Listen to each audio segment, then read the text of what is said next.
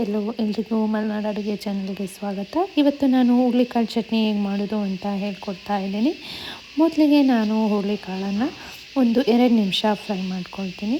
ಇದು ಈ ಥರ ಬರಬೇಕಾಗುತ್ತೆ, ಬ್ರೌನಿಷ್ ಕಲರ್ ಬರಬೇಕಾಗುತ್ತೆ ನಿಮಗೆ.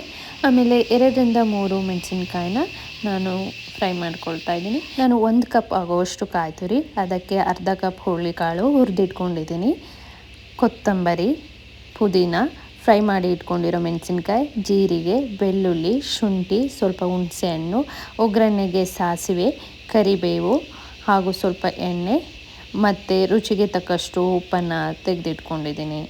ನಾನು ಇವಾಗ ಜಾರ್ಗೆ 1 ಕಪ್ ಕಾಯಿ ತುರಿನ ಹಾಕ್ಕೊಳ್ತಾ ಇದ್ದೀನಿ. ನೀವು 1 ಕಪ್ ಕಾಯಿ ತುರಿ ತೊಗೊಂಡ್ರೆ ಅದರದ್ದು ಅರ್ಧ ಕಪ್ ನೀವು ಹುರುಳಿಕಾಳನ್ನು ತೊಗೊಳ್ಬೇಕಾಗತ್ತೆ. ಇವಾಗ ನಾನು ಹುರುಳಿಕಾಳನ್ನು ಹಾಕ್ಕೊಳ್ತಾ ಇದ್ದೀನಿ. ಇವಾಗ ನಾನು ಕೊತ್ತಂಬರಿ, ಪುದೀನ, ಹುಣಸೆಹಣ್ಣು, ಜೀರಿಗೆ, ಬೆಳ್ಳುಳ್ಳಿ, ಶುಂಠಿ ಮತ್ತು ಏನು ಫ್ರೈ ಮಾಡಿ ಇಟ್ಕೊಂಡಿದ್ನಲ್ಲ ಆ ಮೆಣಸಿನ್ಕಾಯಿನ ಹಾಕ್ಕೊಳ್ತಾ ಇದ್ದೀನಿ. ಇವಾಗ ರುಚಿಗೆ ಎಷ್ಟು ಬೇಕೋ ಅಷ್ಟು ಉಪ್ಪನ್ನು ಹಾಕ್ಕೊಂಡು ಇದಕ್ಕೆ ನೀರನ್ನು ಹಾಕಿ ಗ್ರೈಂಡ್ ಮಾಡ್ಕೊಳ್ಬೇಕಾಗತ್ತೆ.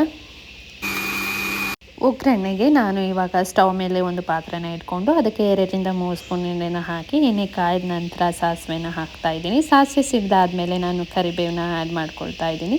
ನಾನು ಬೆಳ್ಳುಳ್ಳಿ ಹಾಕಿಲ್ಲ, ನೀವು ಹಾಕ್ಕೊಳ್ಬೋದು, ತೊಂದರೆ ಇಲ್ಲ. ಆಮೇಲೆ ನಾನು ಇದಕ್ಕೆ ಏನು ಗ್ರೈಂಡ್ ಮಾಡಿ ಇಟ್ಕೊಂಡಿರ್ತೀನಿ ಅದನ್ನು ಹಾಕ್ಕೊಳ್ತಾ ಇದ್ದೀನಿ. ಇದಕ್ಕೆ ನೀವು ಜಾಸ್ತಿ ನೀರನ್ನು ಹಾಕ್ಕೋಬೇಕಂತಿಲ್ಲ, ಒಂಚೂರು ಸ್ವಲ್ಪ ನೀರನ್ನು ಹಾಕಿ 1 ರೌಂಡ್ ಮಿಕ್ಸ್ ಮಾಡಿ ಸ್ಟವ್ ಆಫ್ ಮಾಡ್ಕೊಳ್ಳಿ. ಇದು ರಾಗಿ ರೊಟ್ಟಿ, ಚಪಾತಿ, ಅಕ್ಕಿ ರೊಟ್ಟಿ ಎಲ್ಲದಕ್ಕೂ ಚೆನ್ನಾಗಿರುತ್ತೆ.